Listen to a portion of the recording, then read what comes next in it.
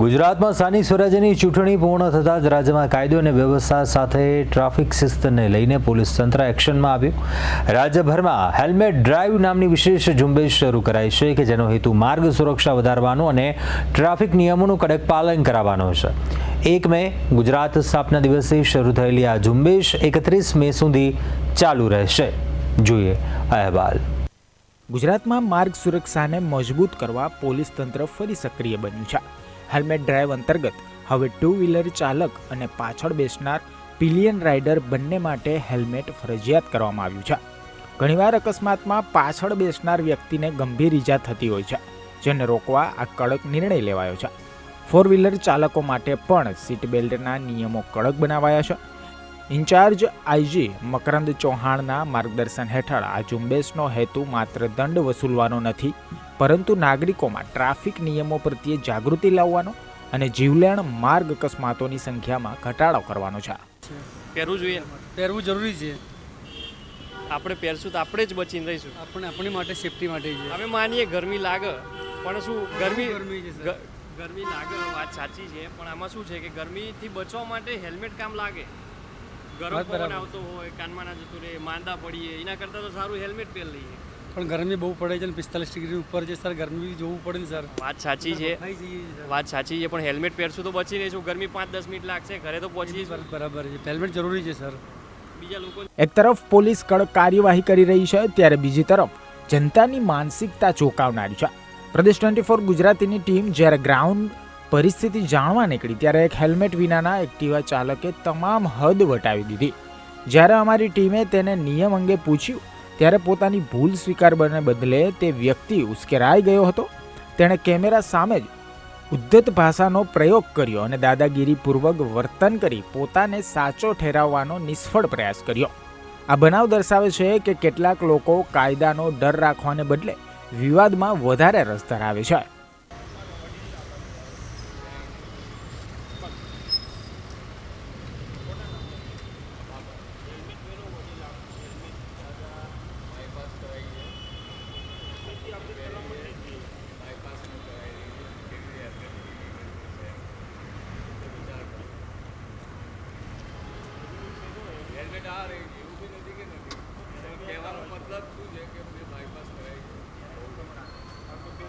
તો આ ઘટના સામાજિક શિસ્તના અભાવનું પ્રતિબિંબ છે। લોકો ઘણીવાર પોલીસ કે મીડિયા સામે આક્રમક વલણ અપનાવી સુરક્ષાના પ્રયાસોને નબળા પાડે છે। હેલ્મેટ કે સીટ બેલ્ટનો ઉપયોગ માત્ર દંડથી બચવા માટે નહીં, પણ પોતાના જીવનની સુરક્ષા માટે છે। શોર્ટ ડિસ્ટન્સ છે જેવી બહાનાબાજી અકસ્માત સમયે જોખમી સાબિત થાય છે। આંતરિક જવાબદારી વિના માત્ર કાયદાથી પરિવર્તન લાવવું મુશ્કેલ છે। યુવા પેઢીમાં આ અંગે ગંભીરતાનો અભાવ ચિંતાનો વિષય છે। પ્રદેશ 24 ગુજરાતીની ટીમ સાથે બનેલી આ ઘટના એક ચેતવણી સમાન છે કે હજુ પણ સમાજમાં ટ્રાફિક સમજણ ખાસી જરૂર છે। પણ આપણે સુધરવાની જરૂર છે। આપણે નહીં સુધરીએ તો પછી કોઈ સુધારો જ થવાનો નથી। તમારી વાત સાચી છે, આગળથી થશે આવું થઈ જાય છે। હેલ્મેટ પહેરશો ને ત્યારથી બીજા લોકોને શું કહેશો? હેલ્મેટ પહેરવું જોઈએ કે ના પહેરવું જોઈએ? પહેરવું જોઈએ। આપણા માટે જ છે ને? હા, આપણે માટે છે। પોલીસ વિભાગે મીડિયા ટીમ સાથે થયેલા દુર્વ્યવહાર અને નિયમોના ઉલ્લંઘનને ગંભીરતાથી લીધું છે। ઉદ્ધત વર્તન કરનારાઓ સામે કાયદેસરના કડક પગલાં લેવાની તૈયારી દર્શાવી છે। નાગરિકોએ સમજવું જોઈએ કે પોલીસ અને મીડિયા બંનેનો હેતુ લોકોની સલામતી સુનિશ્ચિત કરવાનો જ છે। કાયદાનું પાલન એ સભ્ય સમાજની ઓળખ છે। જો દરેક નાગરિક પોતાની સુરક્ષાની જવાબદારી સ્વીકારશે તો રસ્તા પર થતા બિનજરૂરી વિવાદો અને અકસ્માતો બંને ટાળી શકાશે। માર્ગ સુરક્ષા એ સામૂહિક પ્રયાસ છે અને તેમાં જનતાનો સહકાર સૌથી વધુ અનિવાર્ય છે, જે વ્યવસ્થાને મજબૂત બનાવવામાં મદદરૂપ થશે। સરકાર દ્વારા 1 મહિનાની જે ડ્રાઈવ આપવામાં આવી છે, જે હેલ્મેટ ના પહેર્યો, સીટ બેલ્ટ ના પહેર્યો કે અન્ય ટ્રાફિક જે નિયમોનું ભંગ કરતા હોય તેઓ લોકો સામે કડક કાર્યવાહી કરવામાં આવશે। અત્યારે તમે જે દ્રશ્યો જોયા તો વાયએમસી સર્કલના છે।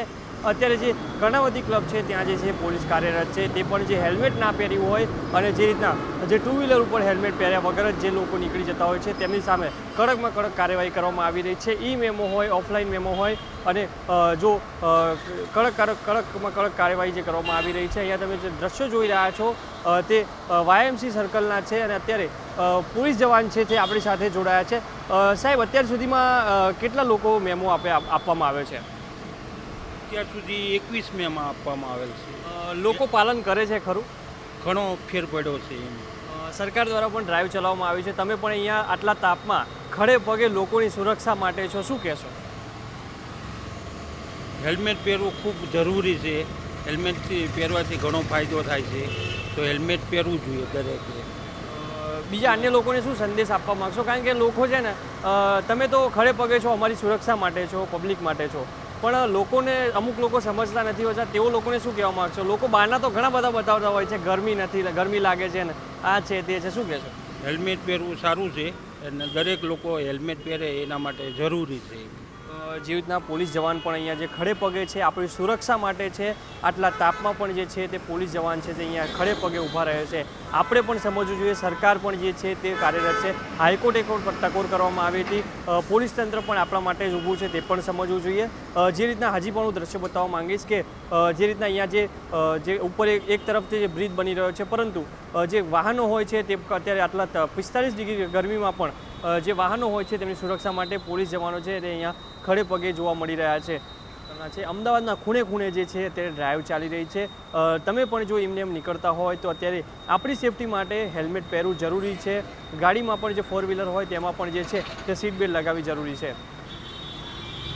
કેમેરામેન પ્રવીણ દવે સાથે સ્મિત ઉપાધ્યાય.